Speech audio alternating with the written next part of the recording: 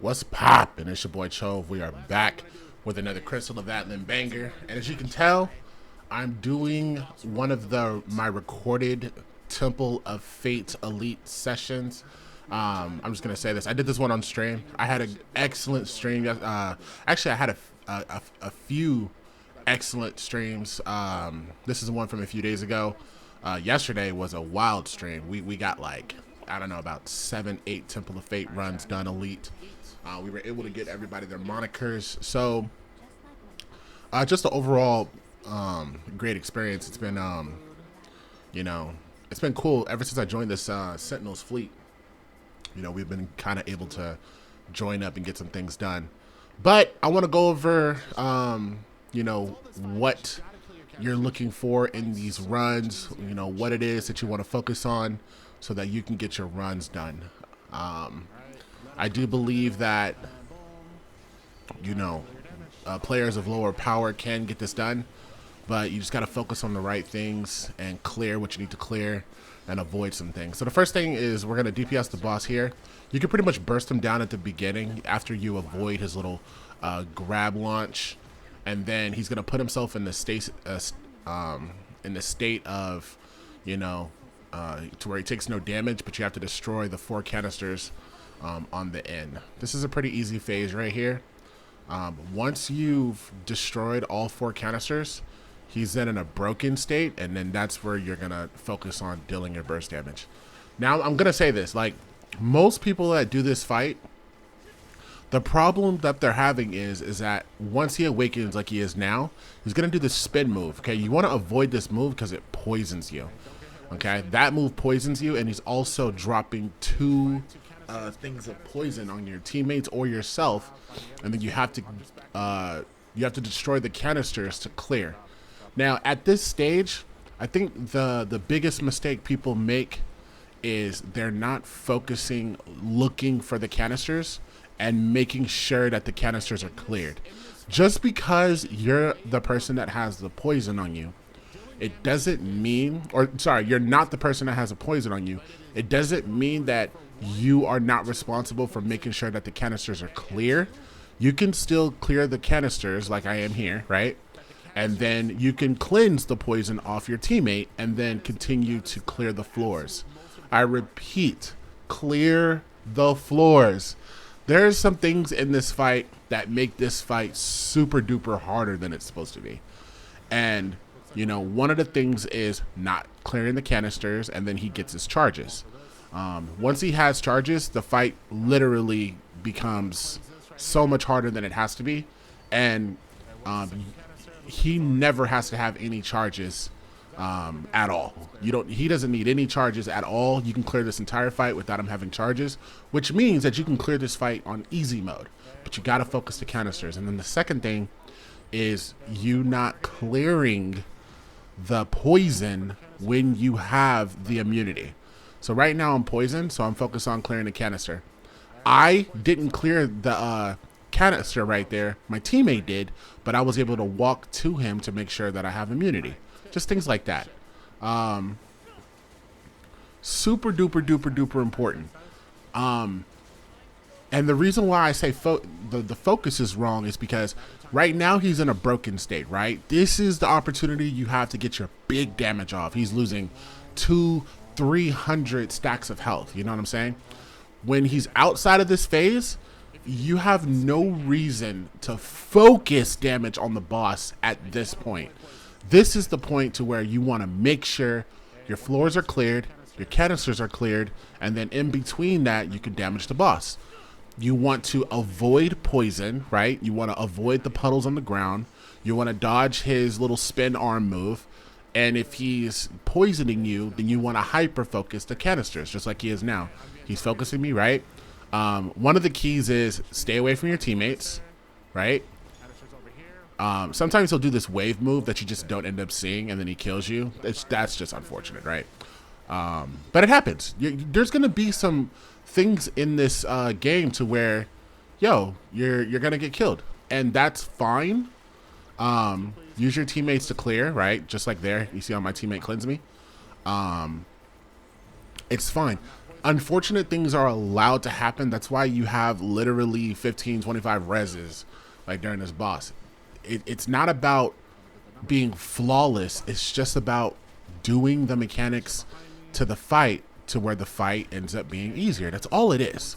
You're gonna die sometimes. It's gonna happen, right? You just seen me die twice. But oh, here's the other thing too. If the boss is at a certain amount of health, right, and you die, right, don't waste a res. Don't waste a res for your team, right? You need your reses for the future bosses, right? So just some things that, you know, you could do to help your team, even though your power is not as high. If you're sitting at, you know, 55, 52, even 50,000, even 48 for that matter, right? I think if you're less than 5, you shouldn't be doing this. You should be doing other runs, clearing story to get your gear to get high enough to where you're at least effective in this dungeon. But you don't need to be 70,000 to clear this, nor do you need a team full of 70,000s.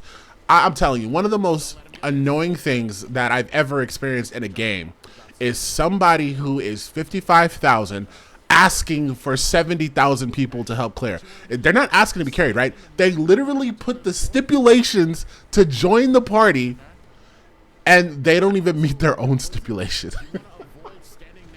That is crazy to me. I've never seen that before in any video game. That's wild. But you don't need a team full of 70Ks to do this. It's meant to be doable, right? You're going to die a few times, and that's okay. Okay. Now, once the first boss is done, well, in this case, we got to go help the second set of people, right? But once the first boss is done, the second boss is where I feel like the raid differs from story. The first fight is very, very similar to story, but it becomes even more important that you clear your canisters and that you clear the floors and you not get poisoned and things like that. Things like that become extra important within the first boss. But the second boss, okay, you have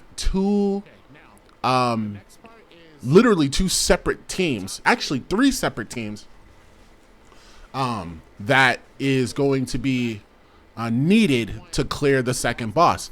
First of all, you have 2 sets of people that are going to go to separate rooms to do the mechanics, the puzzles, if you will. And then you have 4 people. So you have the 2 yellow platforms in the front, 2 purples in the back. The 2 yellow platforms in the front, those 2 people are going to go do the puzzle. The 2 purples in the back, they are going to get teleported to do the boss. You have 2 sets of puzzles.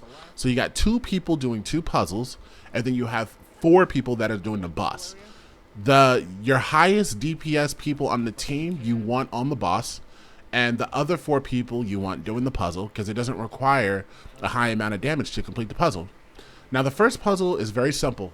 There's 2 little chomper ball thingies, 2 little chompers, and what you need to do is you need to make sure that the chompers consume the little food ball within 15 seconds of each other. So there's 2 of them, and you got to make sure that they both consume around the same time. If you do, damage the boss, get him to his little white bar, next phase. Then you have these 2 golems that pop up right here, okay? And really, what you want to wait for is your boss to aim that purple laser at you. Now, I have a teammate there that wasn't near the golems, so we didn't get a chance to break the golems, okay? When the little mini boss here aims the little purple laser at you, you want to be in the line of sight of the golems, because you need the little mini boss to break the shield of the golems so that you can damage the golems down, okay? That is the mechanics to this fight. See, this time we're gonna get, looks like both golems. Nope, we only got 1 golem that time, right?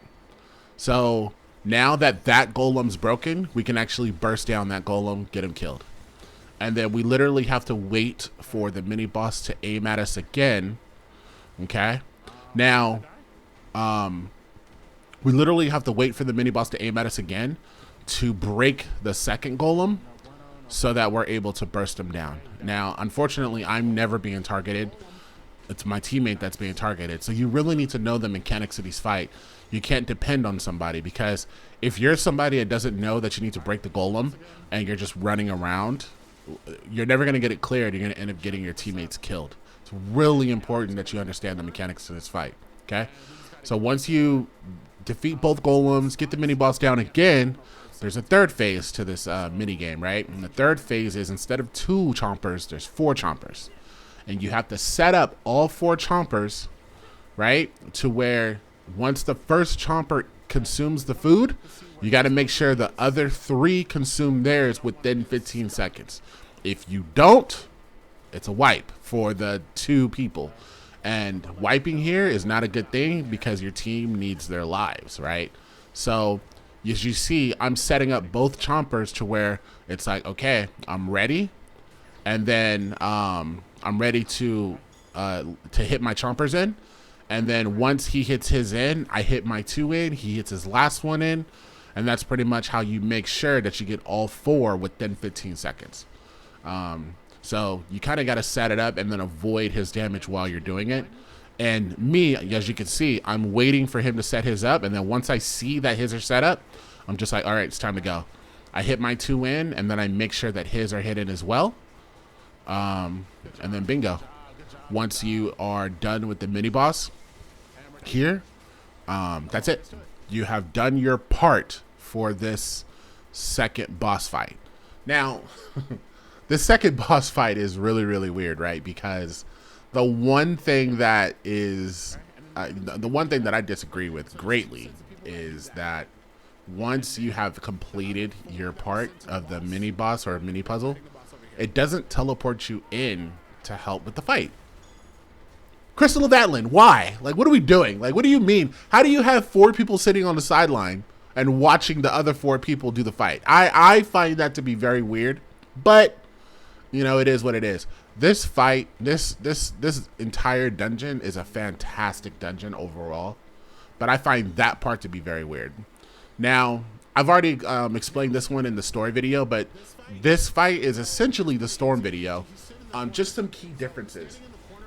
For one, you want to wait for your 2 mini groups to finish and focus down the chompers. I think it's one major difference between Elite and Story. I did a run where I needed to be like a damage carry to the boss, right? And so what I noticed is you don't want to focus down the boss until your 2 other mini teams are finished with their mini game, because that way you don't have to then focus on the chompers anymore. You could just focus on the boss. And then in Elite, it's also way more imperative that you do not consume food until you're at roughly like 75% or higher on your hunger, because the last thing you want is to run out of hunger, because you're gonna die if you do. And you're gonna kill your team. If you're that person that's consuming all the hunger, you're gonna kill your team. And then I think all the other mechanics to the second boss is pretty much the same.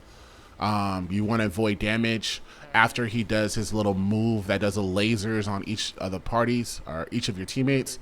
Then you want to dash away from the boss, because then he's going to try to eat you. If he eats you, you're dead. This little Mario Party race game is still the same, except the difference is that he kind of locks you down. And you have to wiggle your way out. So you have to, like, on your movement, you have to left, right, hella fast, and then you can walk forward. To me, that was a pretty cool feature that I did not expect, but it's not that different. So here's the lasers, and then dash away, because he's going to try to eat somebody. See how he's sucking them up? So the mechanics are not that different, but a couple key differences for Elite that you have to look out for. But in this video, I wanted to focus on the mini game, because the mini game, there's no mini game at all in the story version. So I just wanted to If you can clear the mini game, then you can literally be somebody who's very low power, right? 55k, 52k, whatever. You can literally be very low power and, you know, get your clear done and be a part of this team. And, you know, it helps that you can, because if you don't know the mechanics, it doesn't matter what power you are. You can send somebody who's 80k, who's welled out completely, and they do the mini game. If they don't know the mini game, and they're just sitting there and you know, hitting the chompers in and not making sure they're done 15 seconds within and blah blah blah. Yeah, if they do that, they're gonna get the team killed. So it doesn't matter. The mechanics happen to be extremely important in this fight, which is why I think it's a fantastic dungeon. Okay, and then after you clear the second boss, there's this little mechanic. Okay, so like you have to go up to this area, and then there's this like this minion that you have to kill, and then you have to turn on this switch. That's a little bit different than the story mode, but as far as difficulty goes, it just doesn't. It's not really nothing, but it is different. So making sure we go over that there. Now this third boss, right? The third boss is wild in elite mode, right? What happened there was I pushed triangle to try to skip, and somebody pushed it before me, so I ended up using my super. Super sucked. But anyways, so the third boss is wild. It mechanically, I think it's the exact same fight as story, except you know, the mechanics become a little more important, and the stuff that can kill you can really kill you. For example, these red balls, like right at the start of the fight, sometimes the boss will do red balls, sometimes it'll do laser. If it does red balls, you just definitely want to avoid those red balls, because those things are nuclear to your health. Will straight up kill you. But yeah, the boss is, you know, pretty much the same. You want to burst them down, and then once you burst them down and that claw comes out, you want to focus the claw. Okay? Get that claw down, because once you get the claw down, you can then teleport into the void area and then start to break the shield of the boss. And then once you fully break the shield, you can then damage the boss again. Now, what I think about the elite version, what I notice is that when you get teleported in, for some reason, the Medusa phase happens way more often in elite, it feels like. And in elite, the boss will do this double Medusa phase, especially when you're trying to break the shield, and it soaks up the amount of time you have to break the shield. It's crazy. So what you want to do is you want to save, like, I know a lot of people are doing their most damaging combo on the claw. You actually want to, like, you want to slow damage the boss, right? And then you want to, I would say, medium damage the claw, and then you want to burst down the shield. That's the order of how you want to do it. And the reason is because if you don't damage the shield enough, if you don't break down that shield to 0, then what happens is the boss recovers. You can no longer damage the shield, and you got to break down that claw again. And that just extends the fight pretty much for no reason. So to avoid having to ever go through that, you need to break the shield down to down to 0, so that you can damage the boss, so that you can actually get through the fight. I think that's what makes this fight difficult, is sometimes there are just things that are just in the way, like these little balls that are on the ground that stop you from moving where you want. You really want to, it behooves you to get your team to all focus one ball, because the thing about the balls is that you don't burst down the ball with damage, you burst down the ball with hits. So there's no need to use your ults, but you need multi-hit skills on those little balls to move them out the way, because it makes the fight even that more annoying. And when they're gone, clearing the fight becomes a lot easier, right? Oh, and in that phase where the claw splits, you want your entire team on one corner, right? So that you guys can literally teleport out of the void together, you guys need to be standing in the same corner of the claws so that you guys can come back together, because when you're teleported into the void, if you don't and you're in the void too long, the boss is just going to kill you, just straight up. So those are the type of mechanics that make this fight really annoying. So we just, you know, beat the claw. We're going to go into the void again. No Medusa, so we're going to go straight to nuking the shield. And I'm telling you, you want to use everything you have to break the shield, because now it's in Medusa, right? And if we didn't break that right there, probably somebody would have died, because Medusa does a lot of damage. And then this part, when you're damaging the boss, you don't need a crazy amount of damage here. What you need to do is just use regular skills. Don't use your ults. You can use your pets if you want, but don't use anything crazy. And just, you know, just damage the boss. Just getting him down. And then it cycles through this phase 3 times. The third time, the difference, one of the major differences is that the balls move. And they are always moving in the direction of somebody, right? So the balls are literally, they have the intent to be super annoying. So as you can see, we're kind of focusing the claw here, but the right play would be to focus the balls. So unfortunately, I'm a melee character, so I'm like trying my best just to get away from the balls. But people that are ranged have like a much better advantage to actually getting that down at range. And melee, somebody melee like me really just needs to avoid the balls and then use my range skills to kind of like get it down. Because triple slash is really good, and there's another slash that's really good. But once you get into the ball, it becomes really hard to get out without your 3 dashes. See, so you need all 3 dashes in the air to literally get out. And that's pretty much it for the last boss. Everything that I just said ends up being like rinse and repeat. You know, just like any other boss or any other thing, you want to avoid taking damage as much as possible. But really, I think the important things here is knowing what to burst. You know what I'm saying?